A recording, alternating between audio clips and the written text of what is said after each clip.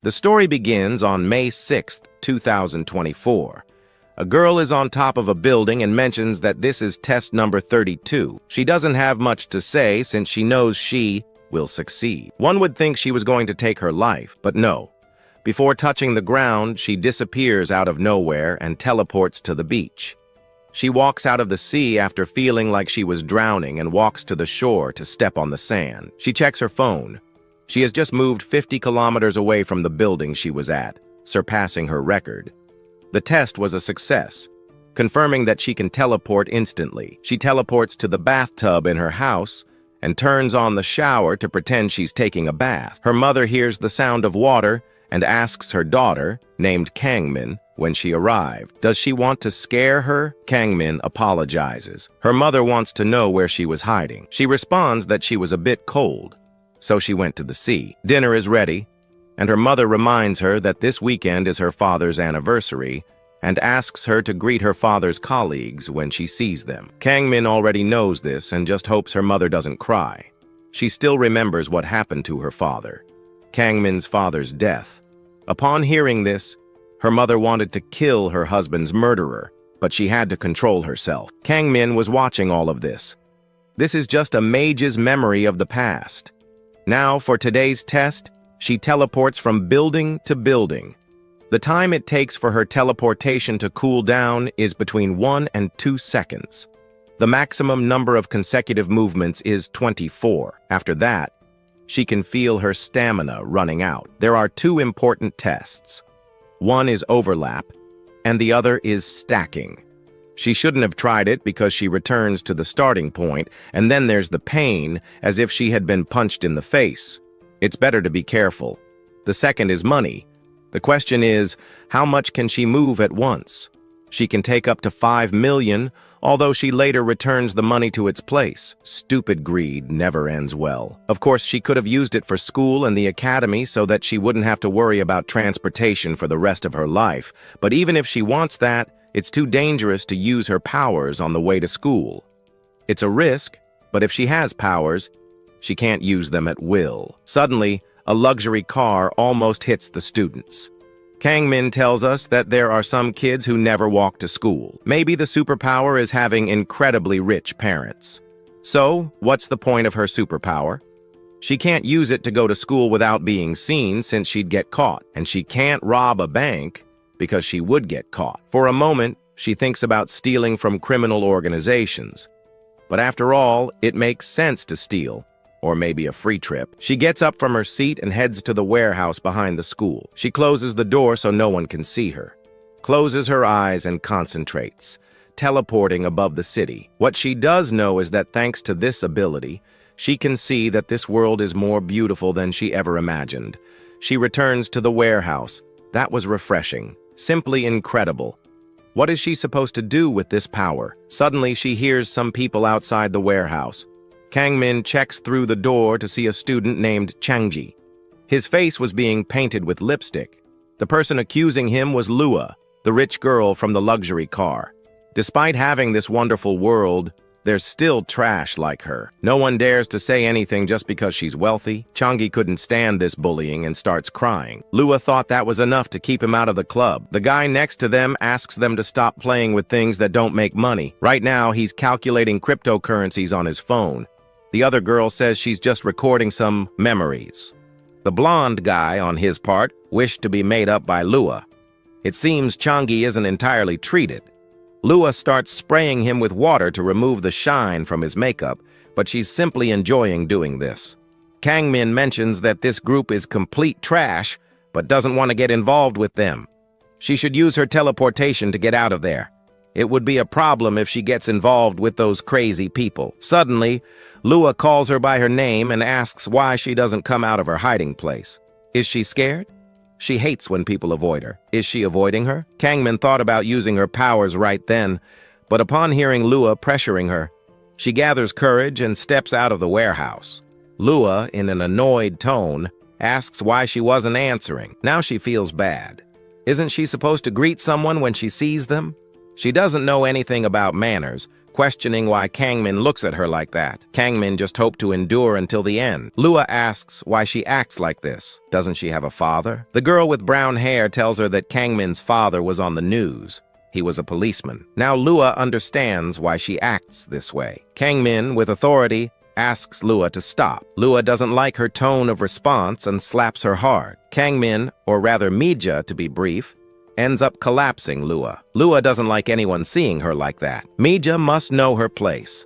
Her friends ask her to stop. She's just wasting her time with her. The brown-haired girl keeps recording.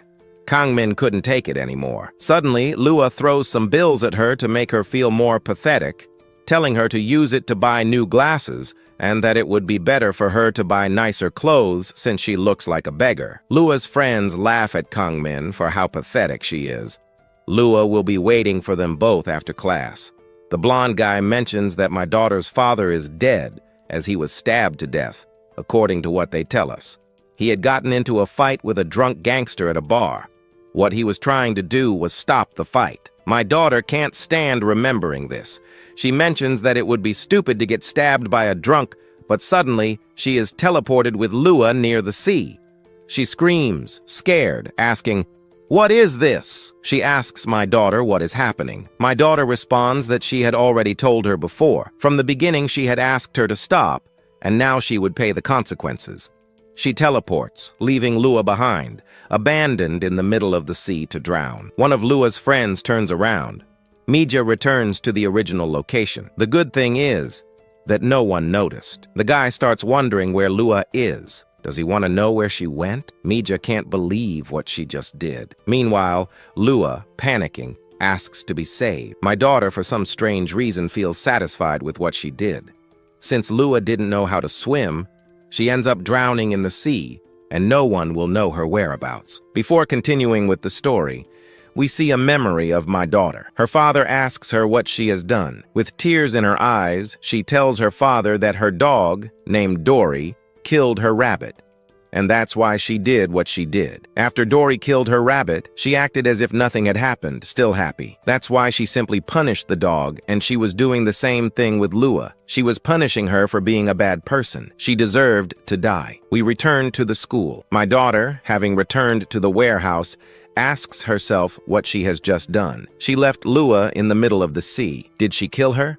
Lua's friends start searching for her. They ask both losers if they've seen her. Didn't anyone see what happened? If no one saw that she teleported, then she can avoid suspicion, or is that what she already thought? Changi was nearby. Did he see it? She doesn't know. What should she do? Suddenly, the Ruby, being angry, asks Changi if he knows where Lua is. With great strength, he sends him flying into the trash can.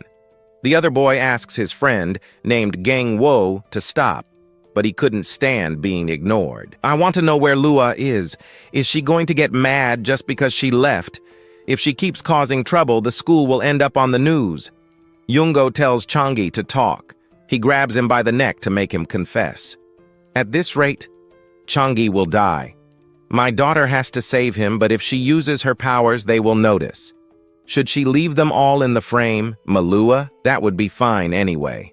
They're just trash. Suddenly, a teacher appears and asks them to stop. What are you supposed to be doing inside the school? He scolds Kongya and Connie. Kongi tells the teacher that it's nothing.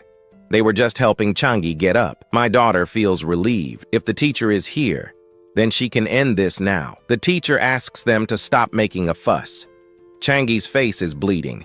He can't let that slide.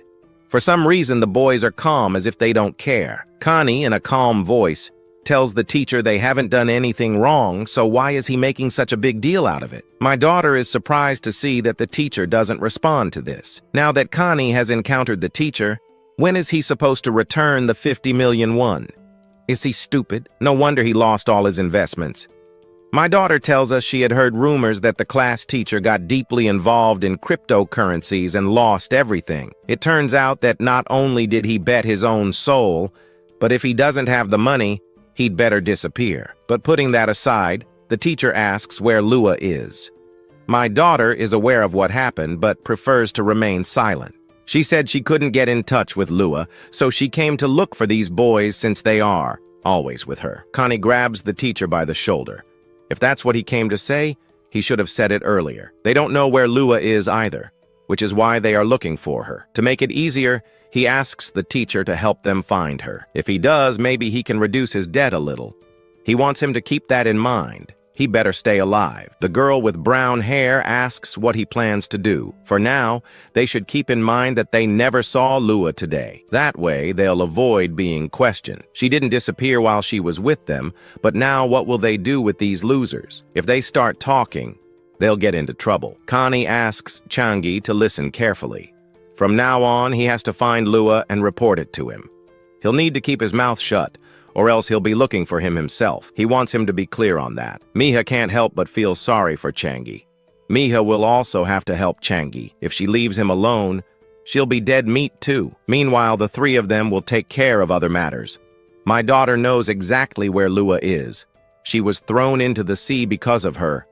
Maybe she's dead. What is she supposed to do right now? She killed someone.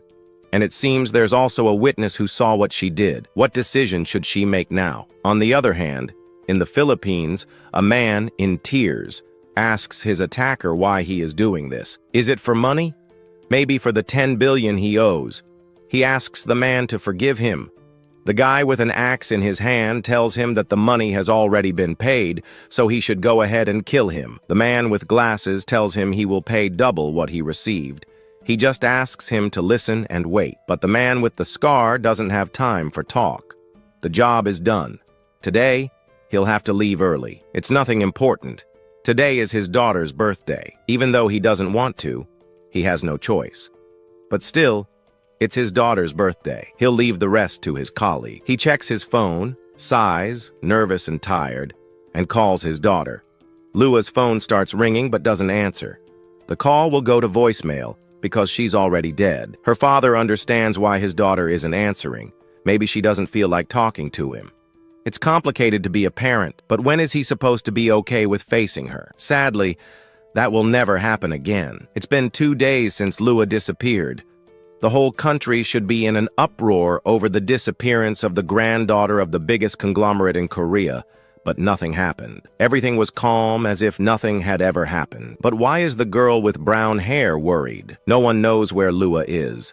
They need to continue calling everyone who knows her. If they can't find Lua, they're dead. Kan writes to his boss to ask for time to search for Lua. Things are getting complicated. Suddenly, Gong Woo appears. Kan asks him if he's found Lua. He responds that he couldn't find her. He beat up everyone he could, but no one knows anything, and his brother keeps calling him. He wants Kanji to come right now, or else he'll kill him. This terrifies him. Will Gong Woo let him go? They're both in the same boat, but Gong Woo doesn't think the same. He was with them just because he liked Lua. But now that Lua is missing, why should he help them? Yura asks him if he's really backing out after all the memories they shared. But what kind of memories is he talking about? Yura has information about everything he did to those girls at the club and how he poured white powder into their drinks. It must have been fun. Too bad they didn't find out. Is he blackmailing him? Cell asks both of them to calm down. This isn't blackmail. It's just a friendly reminder. That's why they need each other as friends. Right now, they need to focus on finding Lua. He knows Gong Woo wants to see Lua again, even though it annoys him. He knows it's true. But why isn't that bastard Changi showing up? My daughter feels like someone is watching her. She's never cared about who's behind her. But why does it have to be Changi? If Changi really saw what she did, what should she do? Lua is the heir to the El Hai group, the heir of a world-class conglomerate. She's disappeared. They'll do whatever it takes to find her. If Changi speaks and the group finds out that she was involved, there's no way she'll get out of this unharmed. She has no choice. She calls Changi and asks if he wants to go to an internet cafe. Meanwhile, in the Philippines, Lua's father's colleague calls him. The issue from yesterday has been resolved. It has been officially declared that the target was killed by a rival gang. Mr. James feels grateful, but notices that he's not even paying attention to him.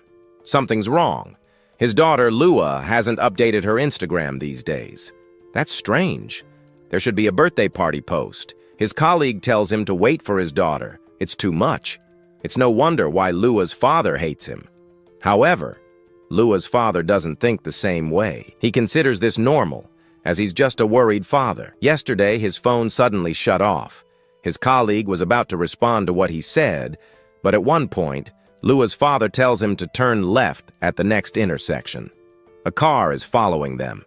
They don't seem like part of a gang. They need to figure out who they are. He steps on the gas. The car swerves left, and the target enters an alley.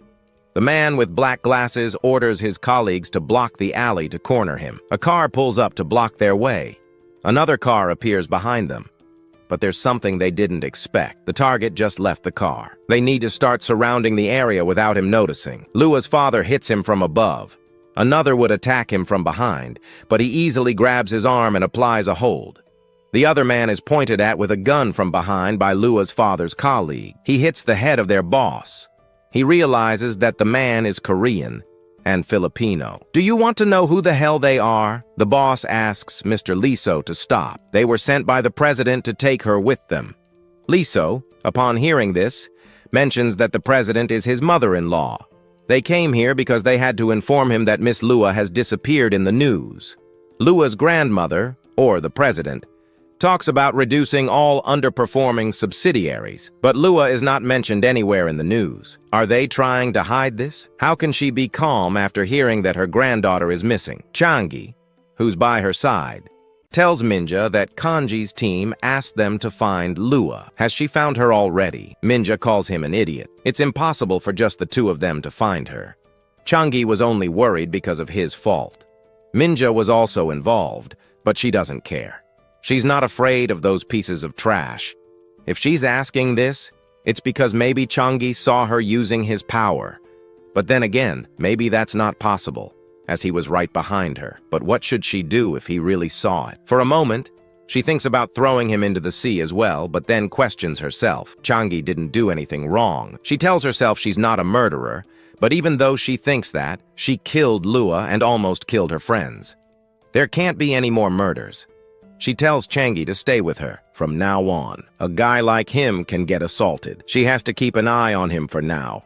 She can't let him reveal the truth. If in any case he saw her using her power, Changi tells her that there's nothing good about being near him. Minja tells him there's nothing to worry about. She will take care of things. It's then that Changi says goodbye. Why did he leave so dramatically? He knows that this is the best option. He's the only one who has to deal with this problem. A breaking news report appears. A stabbing incident just occurred in front of the internet cafe. Where is my daughter? He knows that Changi is in danger. The man causing the trouble starts stabbing everyone in his path. Every innocent citizen is hurt. Changi witnesses this scenario and helps a woman up. The man with the knife realizes that Changi is helping her and is about to stab him too. But before this happens, Minja teleports above them. She's about to crush the man with the knife, but we need to go back a few minutes to understand why she made this decision. She climbed up on a ledge to observe from a distance. She notices that Changi is involved. She sees that he stays to help the citizen and doesn't understand why he isn't running away. But now that she thinks about it, if things keep going this way, if Changi dies, it would be beneficial for her. We return to the same scene from before. She hesitates for a moment and remembers something Lua said earlier. It would be pathetic to lose your life being stabbed by a drunk. My daughter doesn't want to witness something like this for the second time, and she teleports, crushing the man's back. The confused citizens wonder where that girl came from. The man asks her to let go of him. She arrived just in time, but now what should she do? Changi tells her to be careful. The man swings his arm back to cut her face, but within seconds, both of them disappear, leaving the crowd confused. They both teleport upwards into the air. She only goes up without thinking. She needs to get to a place with no people. The man, moving aggressively, cuts her hand, making her palm bleed. She pushes him away when she sees the knife in his hand. It reminds her of the same man who killed her father, where he died miserably by the hands of just some drunk. My daughter. I wasn't going to help the man. I was going to let him die. Trash like him doesn't deserve to keep living. This is a punishment for him to pay for his sins. For my daughter, doing this is the right thing. The man hits his head and crashes to the ground. The crowd is terrified. How is it possible that guy fell from above? The police arrive at the scene. My daughter teleports onto a car. She starts to breathe heavily, exhausted from the situation. She did it again. She just killed someone and has blood on her hand. For my daughter, this can't be possible. She killed someone again, but instead of feeling regretful, she feels satisfied with what she did. The news reports a breaking story. A random stabbing occurred in front of an internet cafe. 4 people were injured, and the suspect who caused it died at the scene. Many know how his death occurred. Someone in a coat appeared and fell onto the suspect. Not only that, the one who took him away fell from the sky out of nowhere. Someone even recorded it on their phone. Video footage was obtained, and it clearly shows how my daughter appeared and took the suspect away. After that, the attacker fell from the sky. Witnesses are being interrogated to gather more information. On the other hand, a man who was watching the news says, "The days have become strange." A killer falls from the sky, and the granddaughter of the Il-J group disappears mysteriously. And that granddaughter is in charge of the money now. All of her cryptocurrencies are blocked at 98%. Rumors of liquidation are spreading everywhere, and I know exactly who made those rumors worse. He explains to Kanji why he invested in kids like him, maybe because of his brother Kongwo. The answer is no, he didn't do it because of the granddaughter of the Il-J group, the first successor. He invested because he trusted Lua. He really thought this time Kanji would run a legitimate business. One of the bodyguards grabs Kanji by the arm, and another grabs Yura by the neck. Kanji asks them to wait a second, but the man won't let him escape so easily. He tells President Wong that he can get his money back. The bodyguard places a golf ball in Kanji's ear. This is his punishment. He hits the ball, hurting Kanji's ear in the process. This is quite shocking, even for Kanieji. 5 billion W slipped from his hands. How the hell do you think you're going to get that back? Hang tells him that Lua manages many businesses and he's still running them. There are businesses that President Wang doesn't know about. If managed well, they could recover all the money in no time. This catches his attention, and he decides to listen. Back with my daughter, we realize it's raining. This is bad. She left her purse inside the internet cafe and can't teleport because she doesn't know the place. Changi calls her and asks if this is her purse. My daughter, somewhat careless, grabs it. She had picked it up before closing, so she didn't have to go that far. He's still the same guy running errands, even with her. They both fall silent for a moment. She apologizes for saying that, but Changi doesn't mind. But how did he do it? It seems Changi had seen her using her power. On the other hand, at the beach, while some children were playing in the sand, one of them noticed a floating body. Lua had returned to land, but lifeless. But back at the crime scene, Changi asks my daughter how she did that. She pretends not to understand what he's saying and responds that she doesn't know what he's talking about. She wants to leave, but Changi doesn't stop following her because he's following her. Changi wanted to ask her if her hand was okay, knowing that she hurt it earlier when she tried to catch the killer. It was her who did it, wasn't it? Just like with Lua. So in the end, she did see it. What will she do now? If she starts talking about it, she will get into trouble. But what person would believe that she already has the ability to teleport in the first place? However, even if she lets it go, now that she thinks about it, that knife contains her blood. The police must have taken it as evidence, and the only person who can connect her to it would be Changi. He's the only one who could expose her. She asks Changi what he plans to do about it. After knowing the truth, she admits it herself. She killed Lua and the guy with the knife, just because they were trash for this world. They didn't deserve to keep living. But more importantly, she doesn't realize how stupid it is. She's standing right in front of a killer who has already killed 2 people. Maybe inside she's screaming, knowing the truth. She grabs his arm, and for a moment, she thought of teleporting to the sea, to the beach, to make him disappear. It seemed like that was going to happen. But after reflecting a bit, Minja ends up laughing hysterically. That's quite hilarious. She would never kill him. She can't kill him. If she were really a killer, Changi would already be dead. Minja starts running in the rain. That was close. She almost killed him. Changi thanks her, thanking her for saving him more than once, both from Lua and that killer. She never thought that doing this would make the other person thank her. She only did it because she considered those guys trash for society. She tells Changi that this never happened. She never had the intention to save him. My daughter is confused. She doesn't understand what the hell this feeling is. On the other hand, we see Kanji and Yura inside a karaoke. For a moment, Kanji thought his ear was going to fall off, but leaving that topic aside, how did they get the 5 billion? They were only given 1 week. If even a single penny is missing, they'll take every last drop of his blood and sell him. It was Lua who convinced him to invest in cryptocurrencies, but now she's disappeared with the wallet. So why does he have to be responsible for all of this? Not even Go convinced his brother to give him some time. He directly asks Yura if he didn't blackmail him to help them. Or is that the reason they beat him up? He's tired of all this. Being in the same boat is useless. Go asks him to calm down. His brother asked him to keep them under control, especially Kanye. He just needs to give them the 5 billion so his brother can get richer. All this trouble started because Lua disappeared. If they find Lua, they can fix this. Also, Go wants to see Lua again. But when is she supposed to come back? She's always been a spoiled girl, but this time she's gone too far. If she's not dead, then she'll come back. But she can't afford to wait. Kanji asks Unbok to call all the guys under his control to check every club and bar. With Gongwo's personality, Lua will appear sooner or later. It's then that Gongwo begins the search. He was supposed to be watching them, but he ended up being an idiot. As for Yura, she will call all the girls from her album. They'll have to sell all the white flour that Lua kept stored. The news keeps talking about the incident that happened earlier. That crazy guy with the knife caused a pool of blood all over the area, hurting every civilian. But now everyone's talking about the unknown figure who stopped him. That person who stopped him was wearing a hoodie. If it weren't for that person, 3 more people would have died. It was exactly the time when students were leaving school. It could have been a total disaster. Another citizen mentions that, honestly, that guy with the knife didn't deserve to keep living. My daughter knows that this isn't a robbery or any other crime. She understands now. She's just eliminating what she considers bad. The authorities are still investigating this unknown individual. But without the proper clues, the investigation is getting complicated.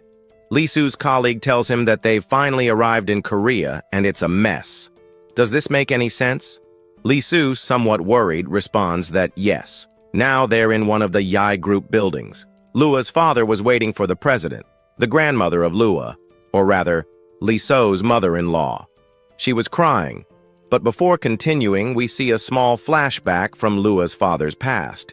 He was panting and somewhat hurt after arriving at the hospital in Korea. He had come for the birth of his daughter, but unfortunately, his wife had passed away. Lua's grandmother mentions that a man has his duties to fight, hunt, and protect his territory for his partner and his descendants.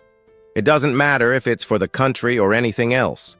Nothing comes before a man's primary duty.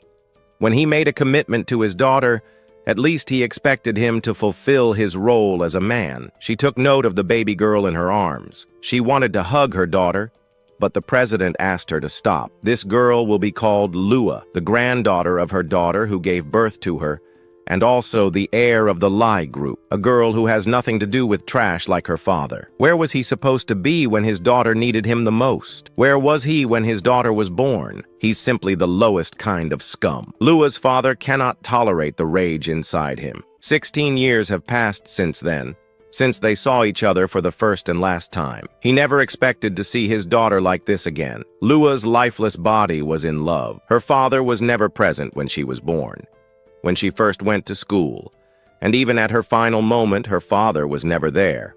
The president tells him that she didn't call him to act as Lua's father. As far as she knows, Sohyun is the best assassin in the world, and she asks him to find whoever did this to Lua and bring her their head. Sohyun wants to make something clear.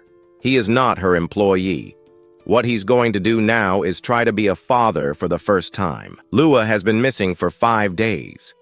Some noticed that Lua hadn't been coming to school lately. Maybe she went abroad to study. Even the boys who used to hang out with her stopped coming. In any case, it's better not to see her at school. Some hope she'll drop dead somewhere. My daughter, upon hearing all this, feels happy. She has killed 2 people, a crime that can never be forgiven. But all the students are happy. Someone suddenly calls her. And that voice sounds familiar. It's Changi. And here too is another person whose face lights up. It must be because Lua is gone. Now there's a smile on their face, dramatically joyful. It seems like they were right to have killed Lua. She tells Changi to stop acting like they know each other. She asks, "Why? Didn't you call him a murderer?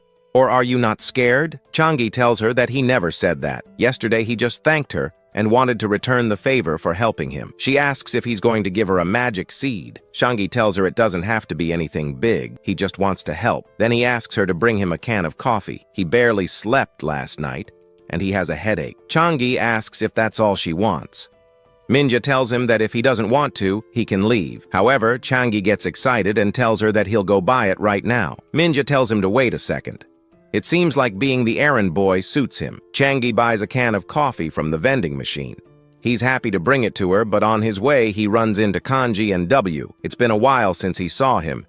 He notices the can of coffee and asks if he bought it for him. Changi, out of fear, says yes. He then asks if he has looked for Lua. Changi says he has no idea where to even start, so he hasn't even tried. They'll talk for a second on the rooftop. With Go, he's thrown hard against the rooftop windows. Kan asks why he likes to live like that. At least he should pretend he's looking for her. Minja was also supposed to help him. Changi asks them to search for Lua themselves. Kanji thinks maybe he heard wrong, and Changi repeats that they should go search on their own. Kanji cannot tolerate this, and W ends up kicking him in the stomach because it makes things more difficult. If anyone looks for Lua, they will stay with them forever. Changi knows that without Lua, the two of them are nothing. Kanji was going to let it slide for receiving the coffee, but he will no longer be merciful. He asks Unbok to strip him, and that's what he does.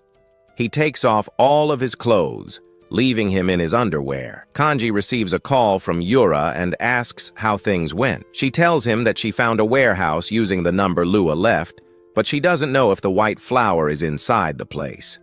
She can't hear him well because of the noise. Khan asks her to wait a moment and asks if she has found Lua. Khan replies that no, he is currently on a call with Yura. If necessary, it would be better to record Changi while beating him. Kanji, for his part, will step out for a moment to give Yura instructions. Changi asks Unwak to stop, but he simply grabs him by the shirt and tells him that he doesn't like doing this kind of thing. However, he has no choice. He punches him in the stomach. Hitting people is much more fun. He has disappeared, and his brother is bothering him. He has the desire to kill everyone. Suddenly, my daughter appears and asks him to stop. She arrived at the perfect moment. Hiding only made Changi suffer. Did she come here to get beaten up? Or did she really find Lua? If she didn't, then she will die at his hands. She has a face free of worries. How many people must she have trampled on to live like this? Gong takes her by the head and asks if she is listening. My daughter tells him that he needs to be punished. At first, this amuses him, but all of a sudden, my daughter teleports him to a construction site. From now on, she will give him a punishment like he has never received before. She drops Gong, and Mihai teleports. The impact of the fall causes one of his legs to break. That's quite an exaggerated reaction. W curses, asking where the hell she has taken him. She tells him that this could be called the Tower of Repentance. He asks how she did that. Mihai doesn't answer the question and tells him that this abandoned construction building is perfect for making him reflect on his sins. What sin is she referring to? My daughter approaches the broken part of Gong's leg and crushes it. She is giving him a chance right now. He should repent for his sins and promise to live peacefully for the rest of his life. And she will let him live. He curses her, saying she is just talking nonsense. But before he could touch her, he is teleported and falls headfirst. My daughter cannot understand people like him. Why do they live so recklessly? Doesn't a yes exist in their damn brains? W asks if she is crazy. Doesn't she know who her older brother is? My daughter knows that he will never change with just words. She grabs him by the shirt and calls him a foolish, evil person. He is simply another piece of trash. After so much crashing, Gong W is left half dead and asks her how it is now. Has he finally come to his senses? Gong W tells her he's sorry, that he's been wrong all this time. Now is the time to make a fresh start. The apologies shouldn't be for her, but for Changi. He will do whatever she tells him. It seems he still doesn't understand. Suddenly, Gong W picks up a rock to hit her in the head, but she teleports. It seems like he's hopeless. He deserves to die. Returning to Kanji, he tells Yura that they must turn the white flower into money. It doesn't matter if they don't have Lua's permission. They must put their lives first. He hangs up the call. He was going to call Yong Wo, but sees that he's nowhere to be found now. Where has he gone? He steps on Changi's head and asks him to wake up. He asks where Kong Wo went, but it wasn't necessary to ask since he suddenly appears falling from the sky. Blood spreads everywhere. Both of them are stunned to see Kong Wo's body.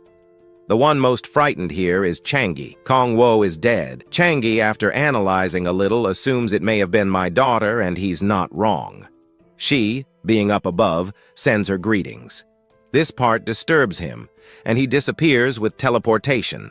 Meanwhile, Soun is heading to his daughter's school to look for Lua's friends and interrogate them. He knows that those three can't be responsible for Lua being found 50 kilometers away from the school.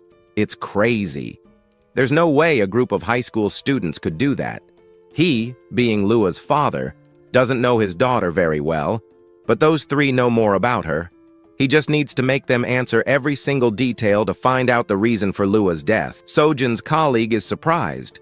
Now he's trying to act like a good father. He knows this is wrong, but it's just brilliant. This is his chance to fill the cracks in that old man's wounded heart, and he will make sure to fill it completely. I forgot to mention that the name of this blonde is Harry. She knows So-yoon will get it. For a moment, she stops. There's police at the school and an ambulance, too. She asks one of the students who was leaving what happened at the school. The student she's interrogating is my daughter. She tells her that there was an accident. Someone fell and died. The encounter between them doesn't seem to be just a coincidence. They both stare at each other for a moment, and then my daughter leaves after giving her response. Harry asks, So-yoon, what's going on? And he responds that it's nothing. Just that the girl over there reminded him a little of Lua. Now, we're in the principal's office. Harry introduces herself as the secretary of the group. The president gave her some instructions to confirm some things. He also requested a meeting with Lua's teacher. The principal introduces Lua's teacher, who tells Harry that his name is JNH, Lua's teacher. But there's something that intrigues him. Who is the person behind her looking out the window? She doesn't have to tell him. The teacher gets scared and understands. She heard that a student died today here at this school and asks if by any chance it's related to these three. Both the teacher and the principal are startled and tell her that W was found dead on the rooftop. Soji notices that Lua's teacher seems nervous and approaches him to ask something. He said he was Lua's teacher. Does he want her to tell him the details of Lua's school life? He'll have to tell her everything in detail. Meanwhile, Yura tries to contact Kanji, but he doesn't answer. She's scared of having to handle these things alone. Suddenly, Kanji, covered in blood, enters the warehouse. Yura asks him what happened, why he didn't answer the phone, and where Keiwo is. Kanji tells her that Keiwo is dead. Yura asks how it happened, and Kanji doesn't know. He simply fell from the sky, dead. Yura doesn't understand what he's saying. Kanji also doesn't understand. None of this makes sense to him. He lost all his coins, and now his brother is dead. His boss, Yunong, won't let him go so easily, even if he gives everything here. His brother won't come back. They must pack up all the goods and leave. She asks if they're taking all the flour. She already warned Gonong's group that they were here. Kanji, with a serious voice, tells her to do as he orders, unless she wants to die. His phone is ringing. Kanji pulls out the suitcase where he was keeping all the flour, but suddenly, someone appears at his hideout. He can't believe that some simple students have a rental warehouse in this place. Kanji asks how she found this place. Yura apologizes. They told her that she didn't have to pay her debt if she told them the hideout. She curses her. But in that brief moment, her head is slammed to the floor by a blow from Song. How dare she hit a woman? Was she trying to scam him? He told her he'd return the money and waited for so long. Kanji tells her he was about to pay her. Yeon Seong felt that the men from Kong had found the goods. These students are pretty crazy. They might have more than 5 billion W. A high school student carrying flour worth 5 billion W. Suddenly, Gon Seong receives a call from a detective working with him. He's informed that Go suffered an accident. Kanji is scared and Seong hangs up the call. He needs to go to the hospital right now, back up the goods, and lock up these two guys. Yura asks him to wait a minute. She doesn't know anything. She just found out that Ji-Wo is dead. Gon asks her how she knows that Ji-Wo is dead. Kanji asks her not to open her mouth. Yura becomes nervous and confesses that she only knows because Kanji told her. Gon Seong strikes her to the ground again, lifts her head, and asks if she killed him. Is that why she was trying to escape? Kanji tells him that he never tried to do that. Gon Seong demands that she answer correctly unless she wants to die. Kanji asks to know who killed him. Gon Seong asks who, and meanwhile, at Shangi's house, he is washing his face. His grandmother asks if he's home, and he answers that he is. His grandmother heard that someone at his school has died and asks if Shangi is okay. She wants to know if nothing happened to him. In order not to worry his grandmother, Shangi says he's fine, but what he doesn't know is that my daughter was watching him from the roof of a house across the street. We get a brief flashback of Lua's grandmother. The president's driver tells her they will soon arrive at Lua's school, but this would mean delaying lunch with the other economic leaders. The president doesn't mind making them wait. We learn that the president's name is Lahoon. She hadn't accompanied her lovely granddaughter to school for a long time. Lua, on her part, turns her gaze away as she's upset. The car almost hits some students. Lua's grandmother asks if she's still angry, and Lua replies that she doesn't know. It's just that suddenly, her grandmother says she will close the deal she was making with her friends, and that's why she feels this way. When her grandmother hears about the deal Lua mentions, she doesn't believe that playing with cryptocurrencies and hanging out with mentally unstable people is a business. Lua responds that's why it's fun. When you put a little money in front of her friends, their eyes shine, and they follow her like puppies. Her grandmother tells her that's why Lua needs to learn more.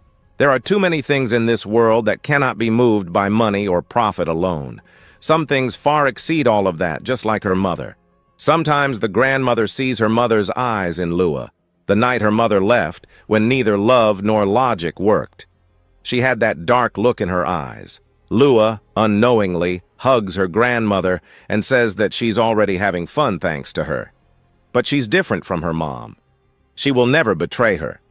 The president, lost in her memories, opens her eyes. Her driver tells her they've arrived, and Sojun confronts her and asks if she knew about Lua's life at school.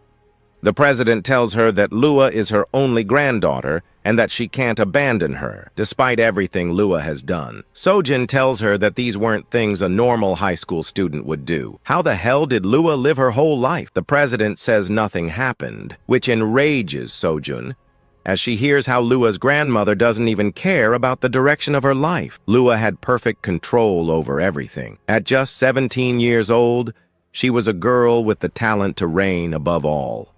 Sojun was about to grab her by the neck, just like he had been trying to do to his daughter. The president tells him that Lua is her granddaughter, and it's important to note that for Sojun, Lua is not his daughter. Although this infuriates him, he knows she is right. Sojun was never there for his daughter and cannot consider himself a father to Lua. He holds back his urge to finish off the president and lowers his head, not knowing how to respond. The president will provide everything Sojun needs, so she asks him to go and do his job.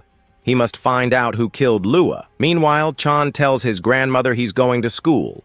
His grandmother asks if he is really okay, since she sees him wearing a mask. Changi tells her that everything is fine, and that it's better for her to go inside and rest because tonight she'll have to work too. He says goodbye to his grandmother and tells her he's leaving. His grandmother asks him to be honest, but Changi repeats that he's really fine. He leaves his house, looking a bit exhausted. It seems the wounds left by Gugo won't heal easily. Suddenly, my daughter appears behind him and asks where he got hurt. Changi is surprised and she asks why he's acting that way. Did he do something wrong? Changi asks how she got here, and she says she used her power, just like yesterday when she took Changi home. With this ability, doesn't he remember? Changi only remembers that incident from yesterday and feels a bit dizzy. He vomits on the way back to his house. Emja hands him some tissues, and Changi thanks her, but then he changes the subject. He asks if Guango died yesterday. Emja answers that yes, it's true. Isn't that good? Changji is speechless. Without Lua and Guango, that gang of idiots is finished. Now no one will bother Changi. My daughter feels no remorse for killing both of them, and Changi can see it in her smile. He asks her not to cause more deaths.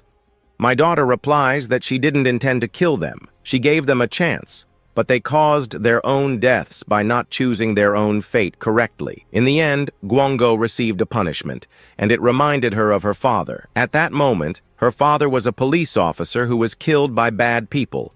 People who live without reflecting, following their desires, and who fear no punishment at all. If only they had received proper punishment earlier, Lua wouldn't have grown up that way. Sojin mentions that Lua became like that because, as her father, he wasn't there for her. How many people like that are there in this city? People who hold grudges for their children? Harry says that among them must be the one who killed his daughter. He will definitely find those scum who killed his daughter, and Lua will search for all the bad people in this world to kill them. Both of them had different goals. On the school roof, someone asks if that was Gunwoo. Another comments that Lua stopped coming, and now Gunwoo is gone. Gi, Han and Yu-Ra were also absent today.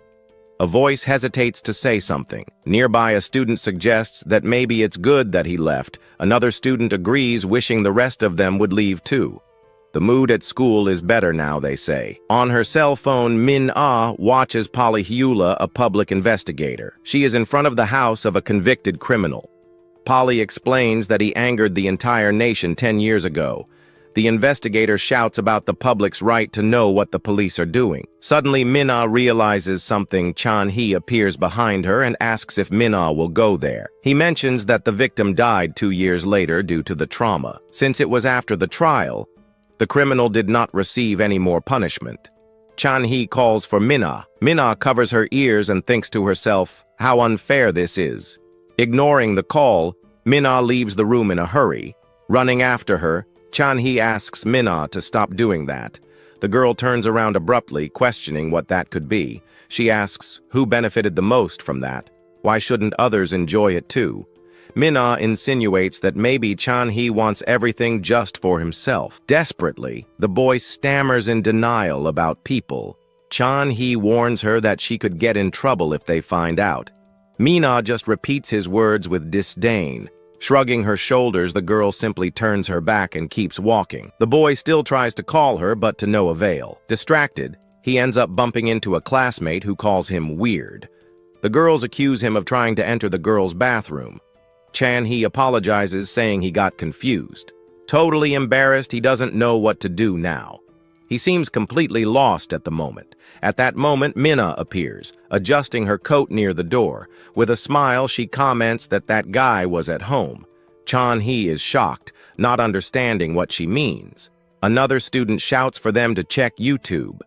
The criminal in the news fell and was caught live. They say he jumped from his own house. The live broadcast shows Polyhula narrating the man's fall. She screams that her Polyhula channel caught it all on camera. Polly questions if it was a guilty conscience that made him take his own life. The full video is for subscribers only. Turning to Min-Ah, the boy starts to stutter about what just happened. The girl with glasses responds indifferently. She claims she was just in the bathroom the whole time. The scene changes to a morgue showing Hwang Gun-woo, 17 years old. A doctor explains that the cause of the end was nerve damage from a fracture in the neck. However, he adds a caveat. Detective Cho asks what the problem is. The fracture is consistent with a fall from a height, but the boy was found on a rooftop. Cho reflects that there are no tall buildings nearby. Noticing the presence of others, the detective asks if they are from the Il-hai group. A woman confirms that she is from the secretary's office. He then asks if this has anything to do with the little princess. There was a noise about that incident on the beach, right? The secretary replies that she is just an employee and wouldn't know. With a sharp look, she suggests that it would be better if Cho remained a simple detective too. The detective laughs, saying that he would do that if he could, but he knew the boy lying there very well. That's why he is very curious. Cho wonders how close the brother of the biggest boss in the city is to the princess of the Ilhai group. "It seems like you know a lot, huh?" comments the secretary. "Not much," replies Cho, claiming to be just a simple detective. A police officer rushes in calling for Inspector Cho Hung-yeon. The victim's family has arrived. At that moment, a man in a white suit and sunglasses enters the room. The doctor identifies him as Hwang Gun-seong. With a somber expression, he mutters, "My little brother." His eyes fix on the covered body on the stretcher. The sight makes him lose control and start screaming. He shouts his brother Gunwoo's name in fury. The detective confirms his identity with the police officer, who answers yes. Gun-seong yells that he's going to finish them off. The secretary asks his superior if he's done. The man in the suit asks who that is. The girl explains that Hwang Gun-seong is Gunwoo's brother. Gun-seong continues to boil with anger. He turns to the two, asking who they are. Gun-seong demands to know why they are circling his brother. The man in the suit looks at him with calculating calm, irritated. Gun-seong asks what the other is looking at. Without warning, he punches the man in the face. Detective Cho shouts his name, trying to intervene. The man's glasses fall off as he calls for the detective. Cho holds him back, asking him to calm down for now. Reminds him that he needs to take care of his brother's farewell. Gun-seong growls, still furious but restrained. He lets out a scream of pure frustration and pain. The detective tells the man in the suit to leave if he is done, asks him to remember that they helped calm things down. The superior agrees with a subtle nod. He and the secretary enter the elevator and the doors close. Inside the elevator, the man comments something strange. Hwang Gun-seong didn't ask how his brother left. The secretary looks surprised and asks if they should leave him alone. With a determined look, he says, "Let's start with that bastard." We return to Mina and Chan-hee on the busy street. Chan-hee chases her, asking for a second to talk. He insists that this isn't right. Mina turns around and asks what isn't right. She wants to know what he's worried about. "You think he should live comfortably and leave in peace?" she asks. "Take this human rights talk to the victims." The boy screams that it's not like that. "You took a life. How can you be okay with this? If you keep going like this, you'll unexpectedly..." Mina grabs him by the collar. She stares at him closely and asks, What are you saying, I'm the villain?" Chan-hee tries to explain herself by stuttering her name. With a sinister smile, she asks, "Do you want me to show you?" "The villain you're talking about." A truck speeds down the street. In the blink of an eye, something strange happens. Chan-hee's eyes widen in surprise. He finds himself being held by Mina, floating above the city. The boy screams in terror at the height. Mina smiles and says he doesn't know anything. She continues talking about me as she lets go of his hand. Chan-hee begins to fall toward the ground below. Luckily, his fall is cushioned by some vegetation. He cries in despair at the fright and the situation. Min-ah appears next to him, asking him to calm down. She says he won't leave so he can pull himself together. She confesses to having been scared the first time she was teleported up confused. Chan-hee asks where they are. Min-ah tells him to look around. The boy's eyes widen when he sees where they really ended up. At the top of a cliff, Min-ah asks Chan-hee if the view isn't nice. Ever since she gained her ability, Min-ah comments that she's been looking for views like this a lot. Chan-hee seems surprised. A sign indicates that the area is restricted to climbing because it's too steep. Smiling, the girl says she doesn't care about the sign. The boy is amazed by the landscape ahead. Chan-hee comments on how the view from there is totally different from that of an observatory. Placing her hands on his shoulders, Mina asks if it can be compared to seeing through glass. The girl with glasses seems thoughtful for a moment. Chan-hee seems to think about what it would be like to see this view every day. Mina promises to take him more often if he keeps it a secret. Chan-hee asks excitedly if he's serious. Laughing, the boy thinks that even if he told her, no one would believe him and they would think he was crazy. Suddenly, Mina gets very close. scaring the boy. With a serious look, she asks if he's going to go around telling everyone. Chan-hee quickly denies it. The girl then pinches her friend's cheek, reaching out her hand. Mina asks him to hold on tight elsewhere. A man in a white suit observes a body. He mentions that the report will come out tomorrow, and the body will be released. His companion suggests that it will be for the funeral. Hwang Geun-seong immediately denies it. Determined, he states that there will be no funeral until they catch whoever took his brother's life. Detective Joe reprimands Hwang Geun-seong for saying dangerous things. He reminds him that it has not yet been considered a criminal act. Geun-seong receives a call and asks how it went. On the other end, they inform him that they have found a clue. Detective Joe seems surprised by the sudden change. He argues that it could have just been an accident. He asks Geun-seong not to make things worse. Behind the sunglasses, a furious look is thrown. Without warning, Geun-seong grabs Detective Joe's collar. Geun-seong yells at him to play dumb. That's what he does best. He reveals that he gives him money for this. Telling his men to leave, Geun-seong leaves the place. We see a building while the name Hwang Geun-seong is mentioned. Inside a car, a woman analyzes information about Geun-seong on her cell phone. He is CEO and chief developer. The girl concludes that he is basically a bandit. She questions why someone like that is connected to Lua, and if she chose the wrong friends. The man with the binoculars answers his senpai that it is not that simple. Apparently, Lua is the key to Hwang Geun-seong's coin business. Insinuating the support of the Ilhai group attracted a lot of people. They were about to go public, but Lua passed him by. The strange thing is that only the rumor of liquidation spread, and Lua did not gain anything. Anyway, Geun-seong is furious with her now. Suddenly, the man seems to spot something important.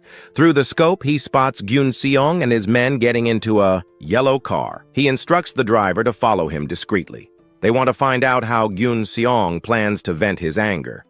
With a flash, Mina teleports with Chan-hee to a couch in an abandoned building. Chan-hee asks, confused, where they are. Mina replies that it is their secret base. It is an abandoned building that no one touches. The place was built on the side of a mountain, so no one comes here. The boy is surprised to see a wall full of photos. Mina explains that they are photos of places she has been. Memorizing the images makes things easier for her. Chan-hee thinks it is amazing. Excited, he asks if she can just go to the United States or Europe. The girl answers that she hasn't left Korea yet. There is a limit to consecutive teleports, too. Her record in a single jump was to the West Coast. After that, she felt completely exhausted. Chan-hee notices her friend looking a little tired. She admits that even this distance secretly consumes a lot of energy. She asks him to wait a second. In another flash, Mina disappears, leaving Chan-hee alone, and surprised alone in the room, the boy begins to worry. Believing that the doors would be locked, he tries one. To his relief, she opens it. Looking outside, he realizes the danger. The building is not only abandoned, it seems about to collapse. Sitting on the floor and scared, he calls out to Min-ah, asking her to come back. His expression shows how apprehensive he is. A sudden glow catches his attention. Min-ah returns carrying some boxes. She asks if he waited long. Upon opening a box, Chan-hee gets super excited. They are the popular Starbite donuts. Smiling, Min-ah says that it is a small joy he gets with his skill. No matter how famous the store is, she gets there in no time. She comments that eating there seems a little strange. Chan-hee agrees a little awkwardly. Back on the cliff watching the sunset, Mina calls out to Chan-hee. Mina suggests that it would be amazing to open a cafe there.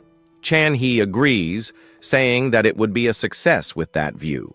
She says that he may not believe it, but she is actually a romantic. Chan-hee is surprised by the confession. Min-ah continues saying that the world is much more beautiful than one imagines.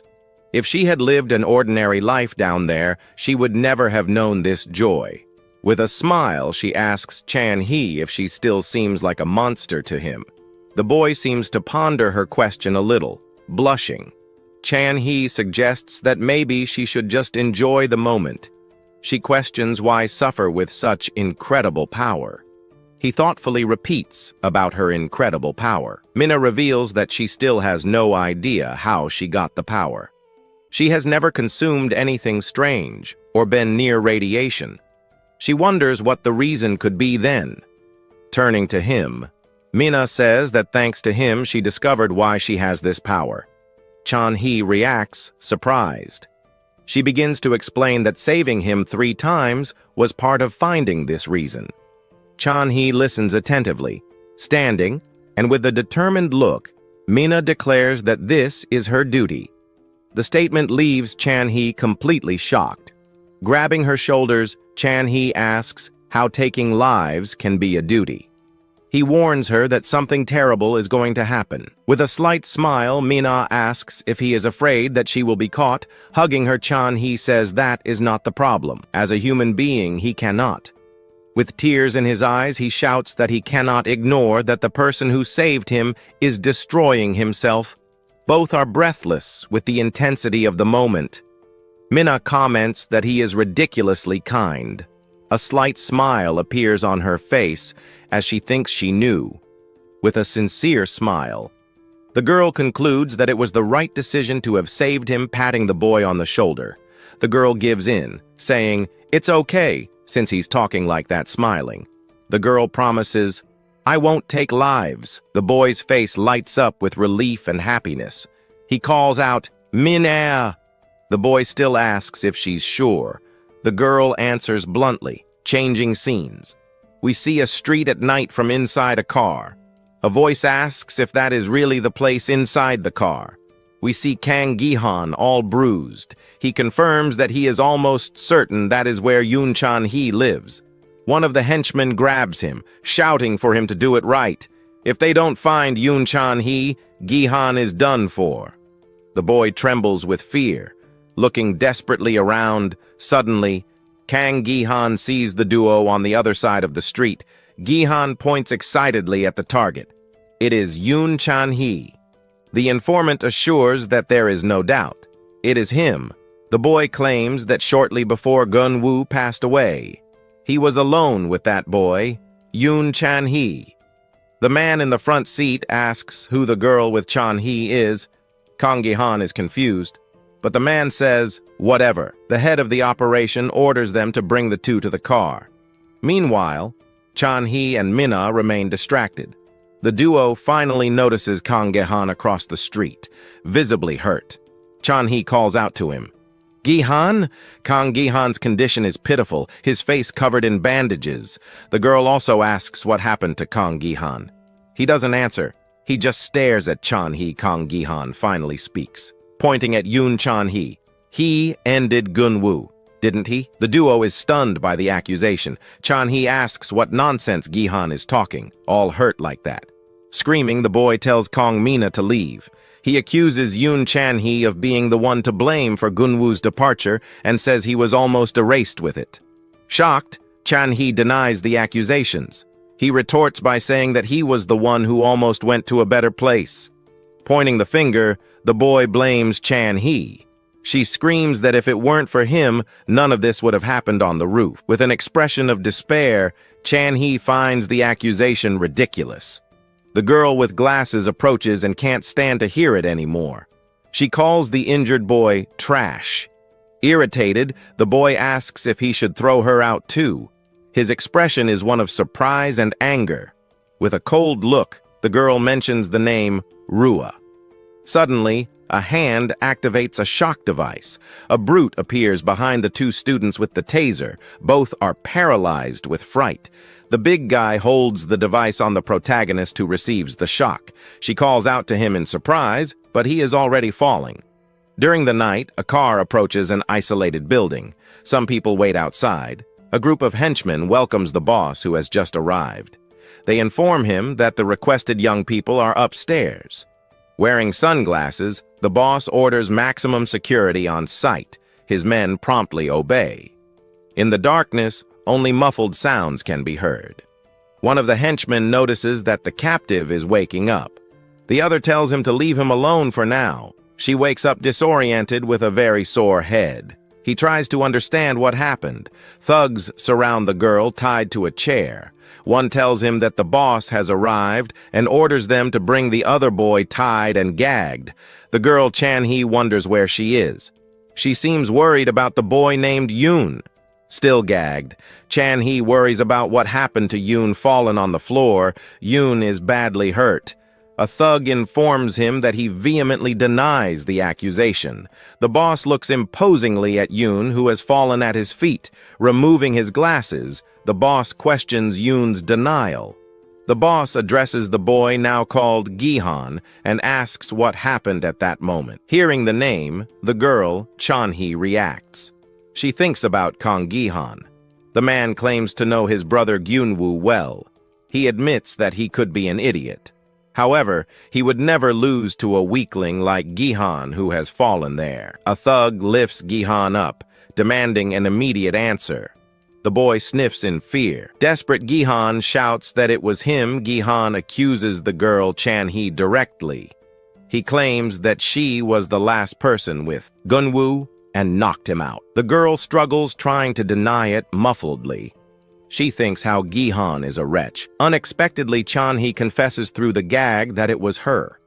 A hand grabs Gihan's hair tightly. The boss suspends Gihan by the hair. He asks if the boy was present when his brother passed away. The boss's gaze is cold and calculating as he waits for the answer. Frightened, Gihan stutters, confirming that he was. With a subtle smile, the boss asks Gihan to tell honestly. He says he wants to know the truth as Gyunwoo's brother Gihan remains silent, hesitantly sweating cold. Without warning, the boss lands a powerful caress on Gihan's belly. Gihan feels the impact hard, spitting out some broth tied up. Chan-hee thinks she can't use her ability. Her head seems to buzz non-stop. The boss grabs Gihan again, who begs him to stop. Another strong caress is given to Gihan. Chan-hee reacts worriedly. Seeing the scene, Chan-hee begs in a muffled voice for them to stop. The boss gives Gihan another caress, calling him a wretch. He asks if he's joking. Furious, the boss shouts that his brother left right in front of Gihan's eyes. Another powerful caress is given. The boss demands to know why Gihan has no answers. Gihan's face receives a violent impact, spreading more red broth. The boss orders the girl's blindfold to be removed. Gihan is on the floor, unconscious. Chan-hee's eyes reveal themselves as the blindfold is removed. She focuses on Gihan on the floor, covered in red broth. Gihan's condition is pitiful, completely injured. Chan-hee, tied to the chair, watches Gihan lying and injured on the floor. A close-up shows Gihan's punished face. Chan-hee's gaze is intense, even with the gag. One of the henchmen informs the boss that the girl knows where Rua is. The boss then turns to Chan-hee. Chan-hee gasps and thinks the man is asking about his brother. With a dark expression, the boss apologizes. The boss holds the girl's face, repeating the apology. He calls her name Chan-hee. Crouching down in front of her, the boss asks what she is apologizing for. The boss's face up close shows his intensity and threat. Chan-hee begins to remember the incident in the past. She regrets not having finished everyone on the roof. She thinks that everything happened because of her hesitation. The boss's expression changes to shock and fury upon hearing the confession. The boss takes out his anger by striking her. Chan-hee's eyes glow brightly, suggesting an activation of power. The boy is suddenly shocked, even tied up. Chan-hee goes through the man's body. Everyone, including the henchman and Gihan, is stunned by the scene. The boss is thrown back by the impact, breaking the chair in the process.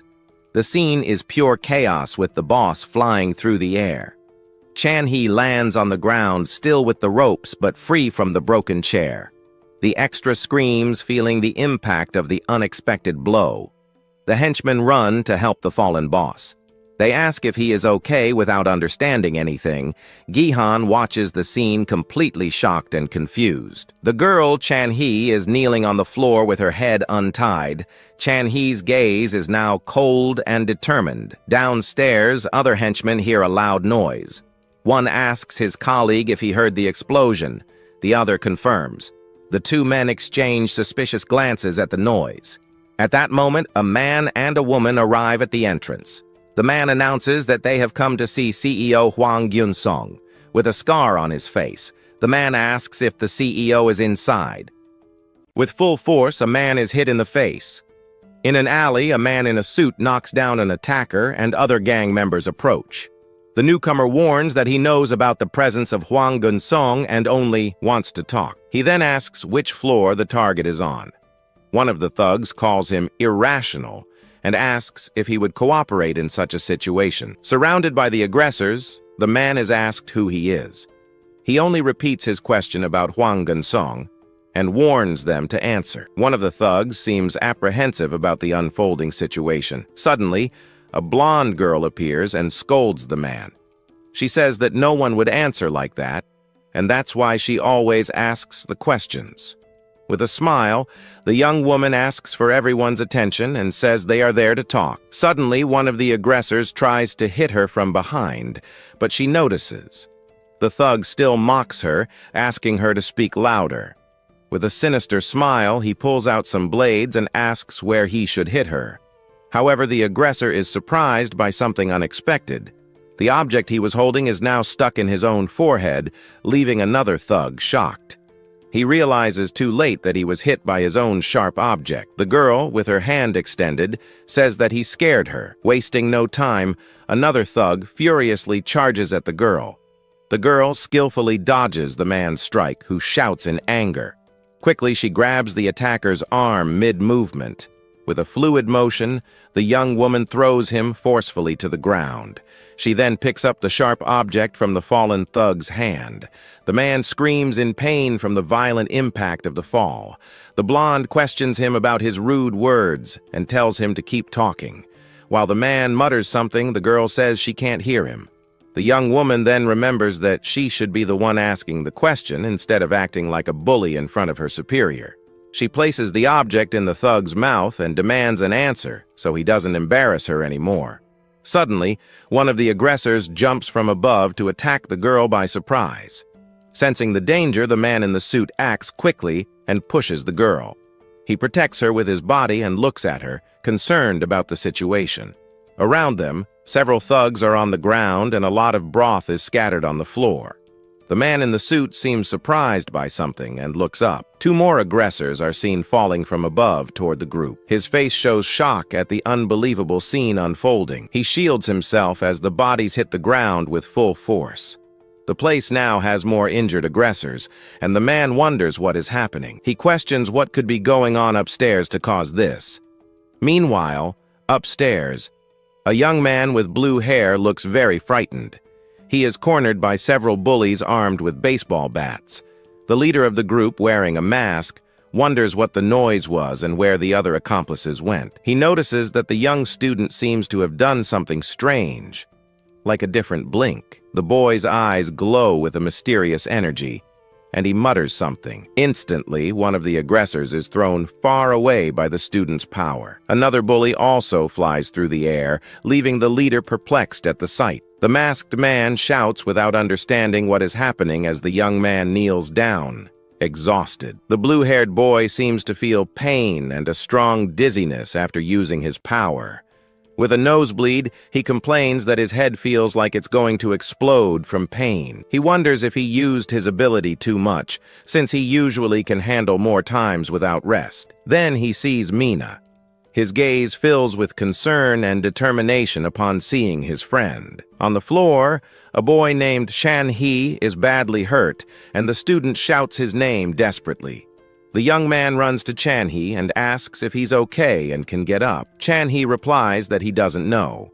And again, the cycle of violence begins with a brutal blow to someone's face. Looking at his injured friend, the young man panics at the amount of broth and says they need to get to a hospital quickly.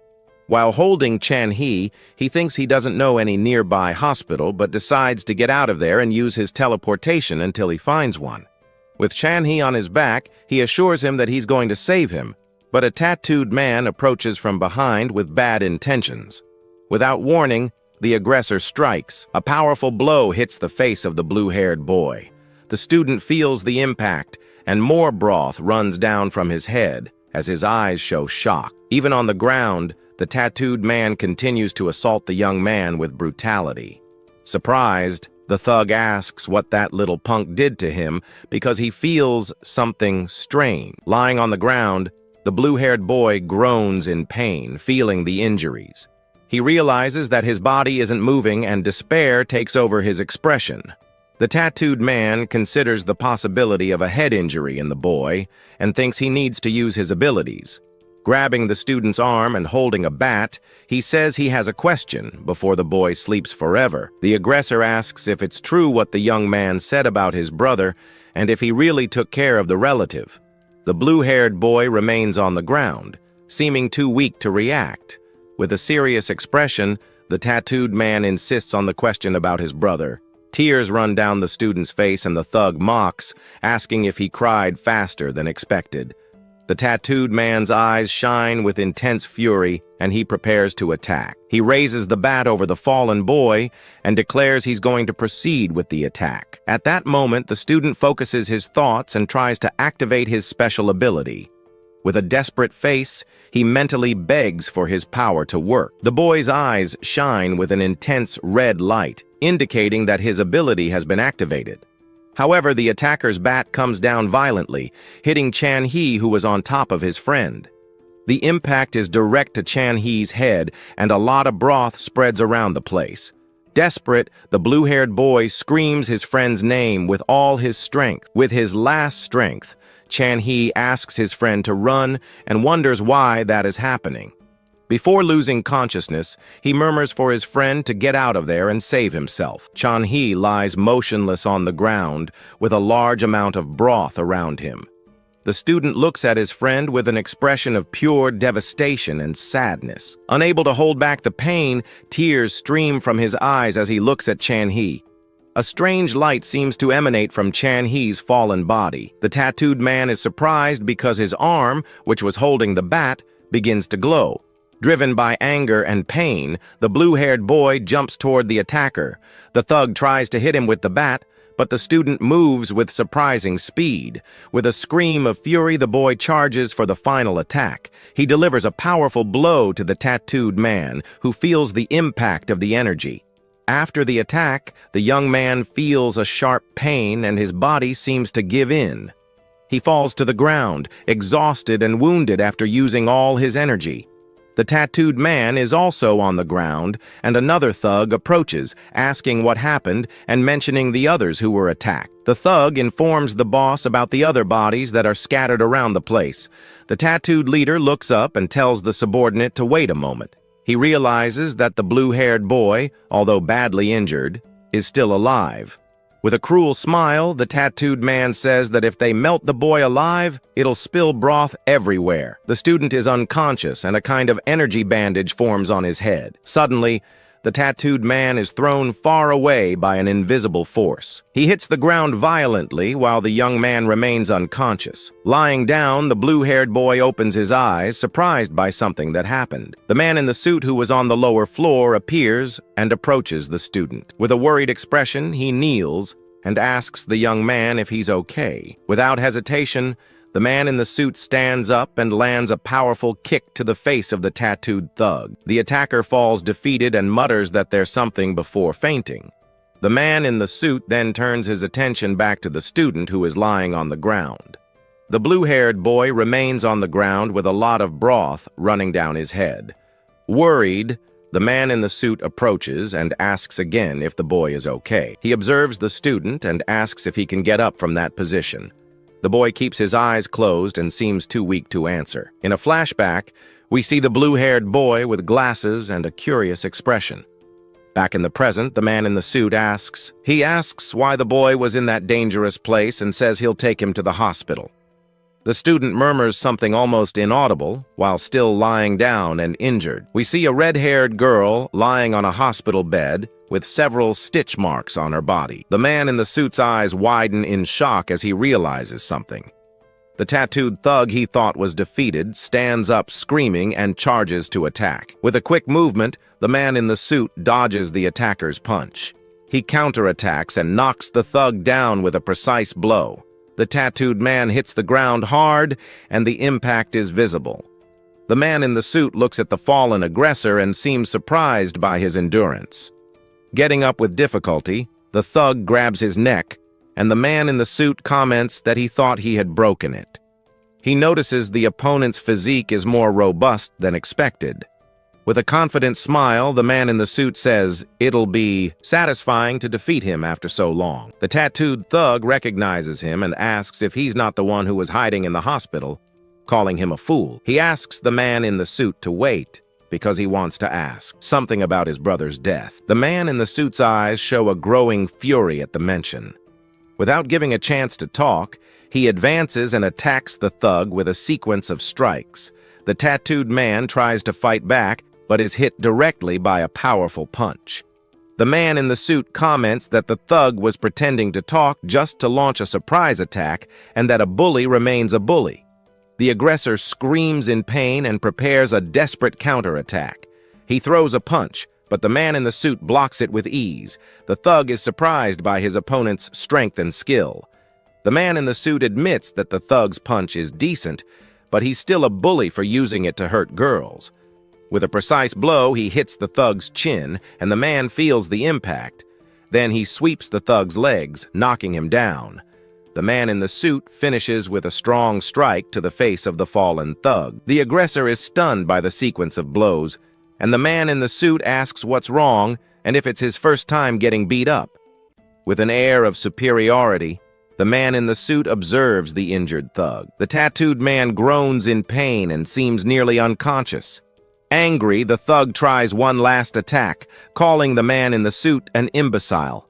The man dodges easily and prepares a new blow. He grabs the attacker's arm and twists it, leaving him in a vulnerable position.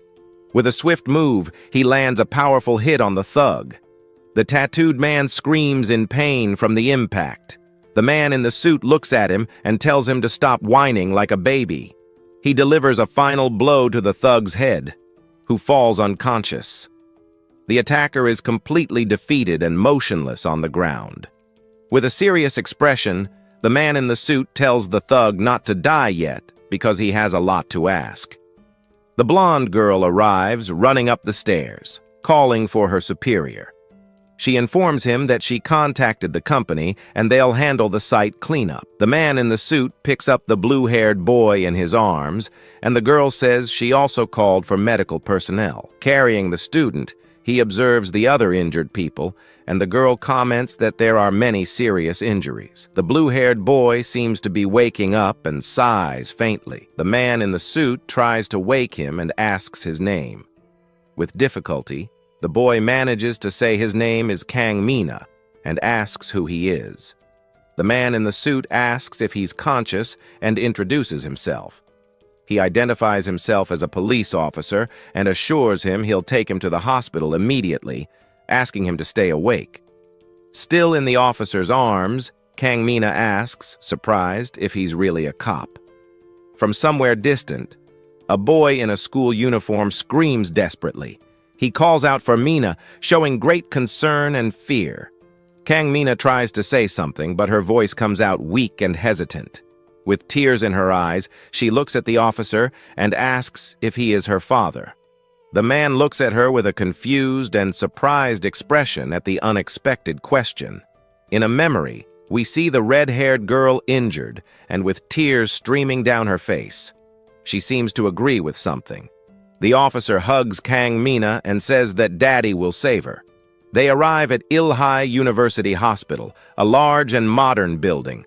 A heart monitor beeps, showing a patient's vital signs. Kang Mina is lying in a hospital bed with several bandages and looking weak. Her eyes are half open, and she seems to be resting after the trauma. Suddenly, a woman enters the hospital room with a shocked expression. The woman approaches the bed, calling for Mina and thanking her for being awake. Kang Mina wakes up, a little confused, and asks if that woman is her mother. Her mother tells Mina to stay lying down and explains that the doctor said she hit her head badly and needs complete rest. Worried, the mother asks what the hell happened to her daughter. She hugs Mina and says she was also very afraid of losing her. Mina replies that she's okay. Kang Mina then asks what happened to her and how she got there. Her face shows confusion and slight amnesia about recent events. Suddenly, she remembers Chan-hee and urgently asks her mother about him. The mother responds that she doesn't know who that is. Desperate, Kang Mina screams Chan-hee's name and explains that he was the boy who was with her. The police officer enters the room and informs her that Chan-hee is in the intensive care unit. Kang Mina looks at the officer with a shocked expression and deep concern for her friend's condition. The man in the suit looks at her with a serious and somewhat enigmatic expression. The woman says she has no time to waste and will get straight to the point with the guy kneeling on the floor. She then says that The woman says she has no time to waste and will get straight to the point with the guy kneeling on the floor. She then says that if he cooperates, he might stay alive. The kneeling man starts cursing a lot and shouts that they messed with the wrong person. He continues with the threats and says he will end everyone and their families too. The girl then puts something strange on him, and the guy starts screaming in pain. After a while, the guy is now tied to a chair, and the girl hopes he has understood the situation, then asks the first question and wants to know if he ended Lee Lua's life. The man in the chair is shocked by the question and wonders if Lee Lua really left for a better life, just watches the guy's reaction with a serious expression. Desperate, the tied man shouts that he doesn't know anything about it. He explains that Lee Lua was the one who took care of all his cryptocurrencies, and now he is lost. Suddenly, the man seems to remember something important. He then reveals that he knows someone who said he knows where Lua is. The guy reveals that it was a girl with glasses named Kang Gi-han who told him about Lee Lua's whereabouts. Our hero then remembers an injured girl who called him father. He becomes confused and wonders if the man is talking about that same girl. The man shouts that they got the wrong person because he only wanted to catch the one who took his brother's life. With a crazy smile, he starts talking about this Kang Mina. Our hero's assistant is shocked to hear what he has to say. Suddenly, the tied man's body begins to contort violently, becomes tense, realizing that something very bad is about to happen. The man's body falls forward and the girl runs to him asking about his injuries. Unfortunately, before he can answer, he begins to expel an absurd amount of red liquid from his mouth. He looks at the scene completely in shock, not knowing what to do. It was too late, and the tied man was no longer among the living. The scene cuts to with a serious expression in a different place. We now see a girl all bandaged up in a hospital bed. Apparently, she is thinking about a certain man. She remembers meeting our hero in front of the school one day. A woman next to her calls her Mina and asks if she doesn't remember anything. Her mother seems very worried about the girl's lack of memory. She points and says that he was the one who saved her from the kidnappers. The man looks a little embarrassed and says that he only took her out of there after she fainted. The mother is immensely grateful to our hero for his kindness in saving her daughter. He continues by saying that all the kidnappers were arrested and that they don't need to worry. Mina is surprised to hear that the criminals were arrested. She remembers two people falling and wonders if no one really died that day. He prepares to interrogate her and says that he needs to ask her some questions. Before he can continue, Mina interrupts him and asks about a certain Chan-hee. She screams in despair and says that she needs to know what happened to her friend. The scene then shows the boy in a hospital bed completely unconscious. Mina and her mother observe the boy's condition through a window. The protagonist explains that the boy is in a coma, and they don't know when he will wake up. He continues and says that there is a chance that the boy will never wake up. The girl starts to blame herself and says that everything is her fault for not doing things right. She thinks that if everyone had died in that place, none of this would have happened. Guilt consumes her as she continues to look at her unconscious friend. Suddenly, a lady appears running and crying towards them. Mina seems to know the lady and is surprised to see her there. The woman, who is probably the boy's grandmother, asks if they caught the culprit behind all of this. The boy's grandmother grabs and asks why they did that to her grandson. Crying, she wonders what the poor boy did wrong to deserve that end. Our hero tries to comfort the lady, who still doesn't understand the reason for everything. Watching the scene, Mina seems to feel guilty for everything that happened to her friend. She stands there wondering why all of that happened to Chan-hee. Suddenly, the girl starts to pant and seems to be having an anxiety attack. Mina then falls to the floor, and her mother screams for a doctor while the hero looks on worriedly. Sometime later, we see Mina back in her hospital bed looking calmer. Her mother approaches worriedly and asks if she is feeling better now. Protagonist interferes and says that she is not in a position to answer questions. The girl remains quiet on the bed with a blank expression on her face. The man then says he is leaving, and Mina's mother offers him a coffee as a thank you. He politely declines, and the woman asks him to wait. Just a moment. Alone in the room, the girl remains sitting on the bed, completely devastated by the situation. Suddenly, Mina calls for the detective, making him stop before leaving the room. She then wants to know what happened to those responsible for all of that. With a serious look, she asks if the culprit was simply arrested by the police. Our hero remains silent for a moment when he sees the girl's intensity. He then turns to her and reveals that the culprit for everything is already dead. The protagonist reassures her and tells her that she doesn't need to be afraid of anything anymore. A quick flashback shows our hero putting an end to the man being interrogated. Upon hearing the news, the girl begins to tremble and remains unresponsive on the bed. The hero tells her not to feel guilty because the man was the scum of society. He ends by saying that the criminal simply received the punishment he deserved. The word punishment reminds us of a moment when she was covered in blood. In the memory, we see her crying and saying that she was the one who punished someone.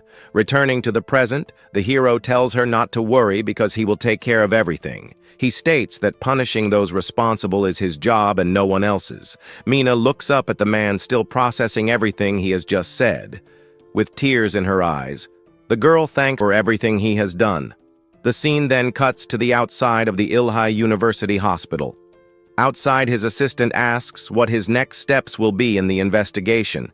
She reminds him that Huang and his entire gang at the location are no longer alive. Replies that the case is not over yet, and the bodies may hold clues. We return to Mina, who is now in the room next to her friend in a coma. With a sad expression, she observes the boy and whispers his name. The boy remains unconscious, and only the sound of the monitors fills the room. Elsewhere, a man with an angry face orders someone to find the moon. We see that the one receiving the orders is a student who accuses him of something terrible. Back in the hospital room, Mina now seems to have made an important decision. She remembers the school bullies and the hero's words about punishment. She tells herself that there are still some who haven't received their punishment. Looking at her unconscious friend, the girl makes a promise to him. With a confident look, she swears that this time she won't make any mistakes. Once again, we see the facade of the large university hospital at night. Our hero and his partner are leaving the hospital with serious expressions. In an unknown place, a mysterious woman asks Lee Soo-yeon for an explanation. She is sitting in front of our hero and a bag with a body inside. He answers that the report was written without any doubt about what happened. The woman criticizes him, saying that if he continues like this, he will never find out the truth. The woman shows a photo of a man in agony and criticizes him for his way of working. The assistant gets angry and defends her superior, saying that he did nothing wrong. With a look of contempt, the boss simply asks what the girl said. His partner explains desperately that the guy was acting very strangely. He interrupts her and takes responsibility, saying that it was his fault. He reinforces that the body was recovered by them, and therefore the responsibility is the team's. His assistant is upset with his attitude and can't say anything. The boss says that it's good for him to admit his mistake, but that doesn't take away his responsibility. The hero and the woman then turn to leave, with the assistant following them. The woman warns him, saying that she'll let it slide this time, but makes a threat. She adds that if a mistake like that happens again, he'll be fired. Alone with her boss, the girl continues with an angry expression on her face. The boss then turns and leaves, leaving the pair alone to talk. Before leaving, the woman stops and asks about the children that Huang kidnapped. The woman orders an investigation of the two to find out how much they know about Lua. She orders that if they know too much, they must keep their mouths shocked when hear the cruel order from her superior. She finishes by ordering him to erase any trace that could tarnish Lua's image. As she walks away, she comments that Chan-hee being in a coma might be for the best. He calls her president and argues that young people could be Lua's victims. She responds that if that's the case, there's even more reason to shut them up. With a cold smile, she says that a father should fulfill all his duties. The detective just watches her with a serious expression on his face. The scene then cuts back to the large university hospital at night. In the room, we see Mina sleeping, while Chan-hee seems to finally wake up. Slowly, the young man gets up and puts his broken glasses on his face. Standing, the boy observes the hospital room, still a little disoriented. His bare feet touch the cold floor next to an empty food box. The boy observes the remains of food inside the box with a blank expression. A quick flashback shows a boy smiling happily at some point in the past. Back in the present, he sits on the couch and starts fiddling with his cell phone. His focused gaze reveals that he's about to take an important decision. On the screen, he finds a picture of a guy named Kang Gi-han having fun. He remembers trying to kill Gi-han, but his attempt failed. The worst part is that Gi-han witnessed his special ability during the fight. The man in the picture is the main culprit for our boy's current situation. With a look full of hate, the young man decides that he needs to be found. In the car, the detective says that Kang Gi-han is the top priority of the investigation. His partner asks about Mina and remembers that she knows about Miss Lua. The girl reveals that it was Kang Gi-han who told everything to the late Huang Huang was desperate to find his brother's killer, and Gi-han helped him. Realizes that Huang may have been just another pawn of Gi-han. The image shows Huang's brother all bruised after a fight. Our hero wonders how Gi-han got such confidential information. The memory shows the exact moment when Huang's brother fell down the stairs. The word fall seems to turn on a light his head. He asks Wanhari what was the cause of Lua's end according to autopsy. The detective tells her to turn the car around because he needs to check something first. He says he needs to take a look at the body of the girl named Lua. Back at the hospital, his partner screams, saying he can't do that. The doctor tries to stop them, saying that the president has forbidden them to touch the body. Shortly after, a security guard appears and tells Lee Suyeon to stop immediately. The man tries to put his hand on his shoulder to force him to leave. However, is faster and grabs the guy's arm tightly. With a quick movement, he throws the guard to the ground, who screams in pain. His colleagues, seeing the scene, run towards the detective without thinking twice. He, however, is not shaken by the threat and faces the men head-on. Our hero then easily knocks down everyone who tried to get in his way. Terrified by the scene, the doctor just watches without knowing what to do. He passes by the guards and says that he came to see his daughter and that they are not to interfere. The scene cuts to the morgue where the light flashes as they call him. Desperately, the doctor tries to pull his coat, begging him to stop. The doctor says that the president will take care of it, but the man does not listen. His partner then asks what he is looking for, and he points it out, saying here. The detective shows a bruise on the girl's skin that is almost imperceptible. Looking more closely, he realizes that there is not just one mark on the body. He notices that there are at least 2 different marks on the girl's back. Our hero then concludes that Lua must have fallen from a very high place. Wanhari is very confused by her partner's deduction, who continues. He says that the culprit who killed Huang Gaonwu and young Lua concludes that the murderer of the 2 victims. We see a memorial in a calm and flowery place with the name Kang Junwoo engraved on it. Beside it, photos show him in uniform and smiling with friends. Amidst the memorials, the girl declares her presence and visits her father. He ponders whether this is the first time without his mother and announces that he has something to tell. As he approaches, the young man looks at the memorial and reveals a terrible act. The girl confesses to having taken someone's life in a moment of rage. The scene cuts to a fallen girl, apparently badly injured. Then, a bloody man appears, indicating the gravity of the protagonist's act. A man falling from a building is also shown, while the protagonist watches. A photo of the father smiling shows him as someone calm and kind. The protagonist looks down, revealing dirty and fogged glasses. With a bloody knife, he says he is the daughter of a deceased police officer.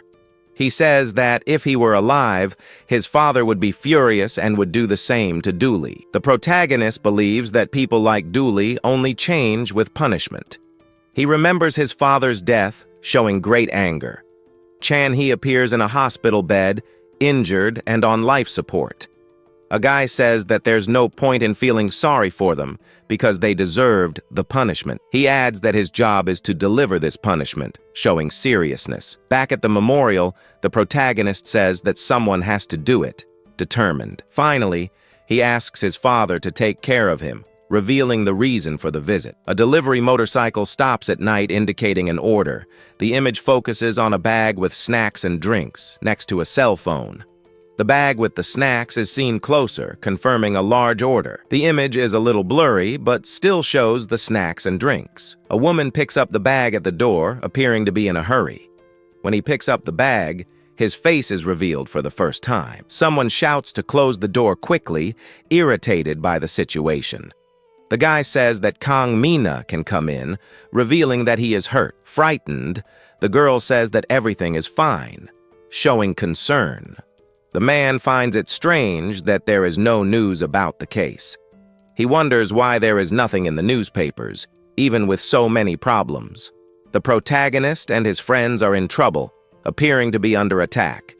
They fight some guys, with the protagonist using his powers. One of the protagonist's friends is badly injured, making the situation tense.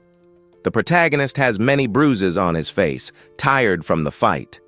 The protagonist's friend kicks one of the guys, showing fighting skill. One of the friends screams in pain, indicating serious injuries. The protagonist shows anger, indicating that he will not give up. Someone calls for Gihan, revealing the protagonist's name. The girl enters the room, frightened to see Gihan there, saying that he scared her. Irritated, the girl asks why he is acting that way. Confused, Gihan is shocked and asks what is happening. The girl screams, showing despair and fear. Gihan accuses the girl of betrayal and kicks her. Suspicious. The scene changes to a mysterious red-haired woman in a bar. In conversation, she says that nothing would have happened if it weren't for Lua. Nervous, the girl tries to take off his shoe and asks how it is her fault. Irritated, Gihan asks if she doesn't remember that he became rich thanks to her and Lua. Gihan calls her small, appearing to have bad intentions. The protagonist threatens her, creating a tense and dangerous atmosphere. Outside the building, he says she might try to stop him. Fallen on the ground, Gihan hears the girl ask if he's okay, showing concern. He says killing her won't solve anything, and he needs protection. The girl asks if there's anyone, apparently looking for a solution. Gihan says they can't even call the police, making the situation complicated. Gihan says yes, and reveals an organization stronger than the police. Seriously. Curious, the girl is surprised and asks if something like that exists in their country. Confident, Gihan answers yes and smiles. A woman is sitting at the table when they announce Lee Soo-hyun's arrival. She authorizes Lee Soo-hyun to enter, indicating an important moment. We see a tall, strong man entering the room, appearing to be important. Respectfully, the man asks if they called him, awaiting orders. The woman says that he attacked her bodyguards and touched Lua's body. Irritated by the mention of Lua's name, Lee Soo-hyun asks them not to talk about her. The woman says that he doesn't understand the situation and claims that he is nothing there. She reveals that he is just a mercenary hired by the Ilhai group. The woman says that he can come and go from the police station because he is a detective. She says that he uses the Ilhai group's resources because of her, belittling him. The woman claims that without her support, he would be just another illegal criminal, humiliating him. He agrees that the president is right, admitting that he is a criminal and a murderer. Lee questions whether someone like him should escape from the president's hands. Surprised, the woman asks if he is threatening her. He demands her duty as a father, reminding her that she herself said that. The woman asks what he said, showing that she didn't like what she heard. She promises revenge for Lua's death, showing determination. The woman is serious and says that Lee Soo-hyun can fulfill her promise. Desperate, someone shouts for him to wait and do nothing. Urgently, someone asks him to move. We see a woman being held by two men, and Lee Soo-hyun asks what is happening. Irritated, he asks what is happening, showing anger.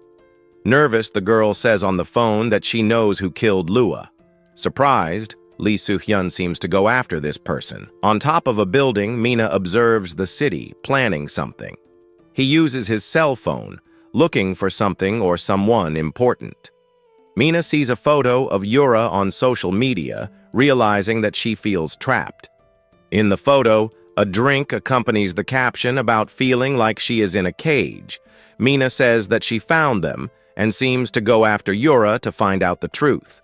The image shows the drink up close, reinforcing the caption about the cage. We see the window of Yura's room, and Mina seems to know where she is hiding. At the top of the building, Mina talks about Mina, planning her steps. Mina's eyes shine, indicating that he is ready to act.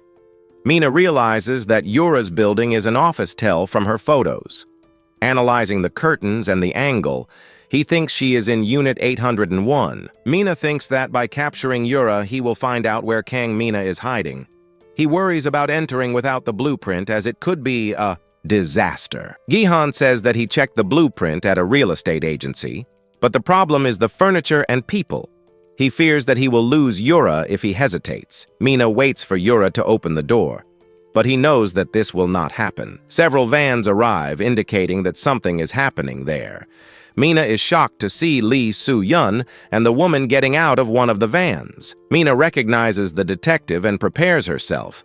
He wonders if Yura or Kang Mina reported them. Mina concludes that if they are caught by the police, there will be trouble. Worried, he says that he does not want to meet him. Mina decides to force his way into the building. Lee Soo-hyun and his security guards enter the elevator. The woman says that the building is surrounded, but Kang Mina may be with her. Seriously, Lee Soo-hyun orders everyone to be detained. Lee Soo-hyun and his bodyguards step out of the elevator, ready for the mission. We see Lee Soo-hyun's shoes and his bodyguards, ready for action. Mina is in the hallway, heading to the same place as Lee Soo-hyun. The woman realizes that they are being followed and feels scared. The empty hallway suggests that something bad is about to happen. The woman asks what is happening, feeling that they are being followed. Lee Soo-hyun tells them to hurry up and they run down the hallway. Mina continues to follow them, determined. In the bedroom, the woman sends a message to Mina, expressing fear. She says she's going to die of fear and asks when he'll arrive. Scared, she wonders if it's the Il-Hai group that has arrived. The woman looks through the peephole, terrified by what she sees. The woman asks if he came because of the call, waiting for him. We see the apartment's intercom with someone outside. She says yes and asks if they can talk, showing interest. Curious, she says that they said it was something important. Politely, Lee Soo-hyun asks if she would mind opening the door. Hesitantly, the woman thinks about whether or not to open it. Afraid, she tries to open the door with difficulty. We see the lock being unlocked, indicating that she has finally decided to open it. The woman opens the door, revealing Lee Soo-hyun and his bodyguards. Hiding behind the door, Mina waits for the right moment to act. Mina's eyes glow, showing that he is ready to attack. The scene inside suggests that Mina is about to act. Mina Lee Soo-hyun screams Hari's name, revealing the woman's name. Frightened, Hari looks up, realizing that something is happening. Mina uses her powers to attack Hari without mercy. The woman screams desperately, caught off guard by the attack. Frightened, Hari appears to be badly hurt. Concerned, Lee asks what is happening. Satisfied, Yura smiles at the result. Mina appears to help, ending the chapter with a twist. The scene becomes tense with Mina suddenly grabbing Hari. Yura kicks the door hard, showing that she is on Mina's side. Surprised, Lee and his bodyguards are left speechless by Yura's arrival. Confused, Lee wonders where Mina went. Lee can't believe that Mina was there just a short time ago, feeling that she has lost him. Desperate, Hari screams as she falls from the building, expressing terror. The woman feels the impact of the fall, indicating the gravity of the situation. Fallen and injured, Hari cries for help with a lot of pain in her leg. Mina says that she and Hwang Gunwoo are crybabies and tells her to look him in the eyes. Hari begs for Mina, showing her fear. The woman says she is wrong and begs for her life, claiming that she knows nothing. With a cold look, Mina asks if she did something. Hari claims that she did nothing, begging him to believe her. The woman begs for forgiveness. showing regret. Mina says that everything is fine, but she seems to be plotting something. Mina says that if she takes him to Kang Gihan, he will let her leave there alive. From above, Lee and Yura seem to be plotting something. Curious, Lee asks what is happening down there. Hari apologizes, saying he doesn't know anything about what happened to Chan-hee. Indignant, Gihan asks why he didn't do the same with Chan-hee. Frustrated, Lee says there's no one there and the target has disappeared. Lee says he's not in the apartment either, wondering how someone could disappear like that. Annoyed, Lee doesn't understand how they lost Gihan. Lee asks them to search all the nearby units and rooftops, showing haste.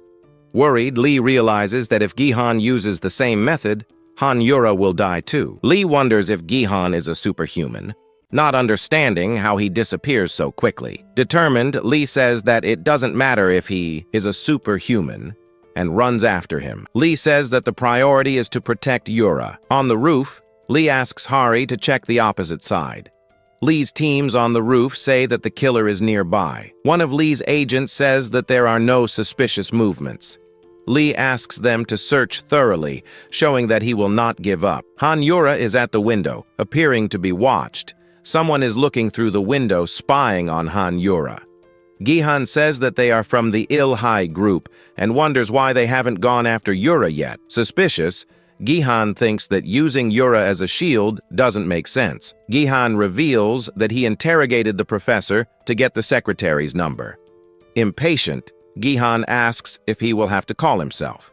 We see Gihan sitting in his room, planning his next steps. Confident, Gihan is ready to call and put his plan into action. Desperate, Gihan decides to act alone to save the girl. Nervous, he rings the doorbell to warn Hari. Gihan presses the doorbell, waiting anxiously. Hari appears on the video intercom and asks Gihan to open the door, please. Surprised, Gihan is startled to see Hari. Furious, he calls her stupid and asks why she went to that place. Gihan enters the apartment and comes across a familiar face. With a sinister smile, Mina appears behind Hari, revealing her intentions. The woman screams when she sees Mina, trying to defend herself. Mina breaks down the door and goes after her, showing determination. Mina and he face each other, with the battle about to begin. Tears stream from Gihan's eyes as he faces the scene with despair and great distress. Mina appears standing behind the injured girl, creating a tense and frightening atmosphere. The hooded person declares that the time has come to pay for sins, with a threatening tone. Trying to protect the girl, Gihan is stopped by the masked man, creating an atmosphere of terror. The mysterious stranger warns that the time has come to punish Kang Gihan, revealing a grudge. Desperate, the boy tries to reach the door handle, looking for a way to escape. Gihan shows shock and fear in front of the guy while sparks hover in the air. Terrified, the boy screams for Mina not to come closer, increasing the tension in the place. Gihan's body falls on the girl, showing how desperate the situation is. Falling to the ground, the protagonist is unable to stop the person from doing something terrible. The young man calls out for Mina in the midst of the chaos, showing his concern for the girl. She remains motionless, while the boy begs and tries to understand what is happening. Desperate, the boy calls out for the girl, seeking answers and trying to understand the situation. The girl, in tears, begs for forgiveness, saying that she only recorded with her cell phone and nothing more. Mina says that she was kidnapped by henchmen because of Gihan, showing her revolt. Angry, the protagonist tells the girl to shut up, showing her frustration and despair. Mina questions if that is all they have to say, creating an atmosphere of suspense. The mysterious person asks if they have nothing to say to Chan-hee, increasing the tension. The young man begs the hooded man to wait and not to approach, trying to prevent the inevitable. Gihan, wearing a hood, asks if he saw the men dressed in black outside with a smile. Black cars arrive, and the hooded man reveals that he called the Il-Hai group, showing his influence. Intrigued, the man in black asks about the Il-Hai group, showing surprise. The boy smiles at the corner of his mouth, as if he were plotting something, creating an air of mystery. The detective asks if the Ilhai group was mentioned, indicating that he has important information. A drop of sweat runs down the person's face, revealing a mixture of tension. Pointing to Mina, the boy says that the group will not let her escape after what happened. Gihan states that Mina is finished, conveying a sense of revenge and justice. Mina seems confident and determined, as if she knew what was coming. Confused, he asks if he is not understanding something wrong, seeking clarity. The two stand face to face, creating a tense and expectant moment.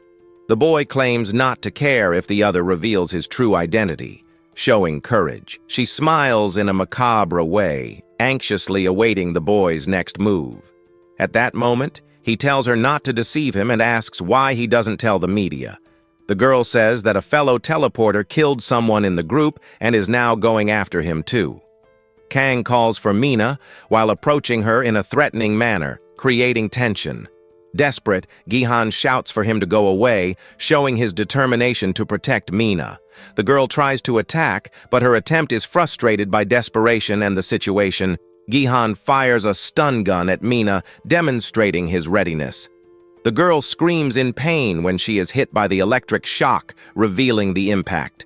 Unconscious, the girl falls to the ground while Gihan watches the scene with relief and apprehension.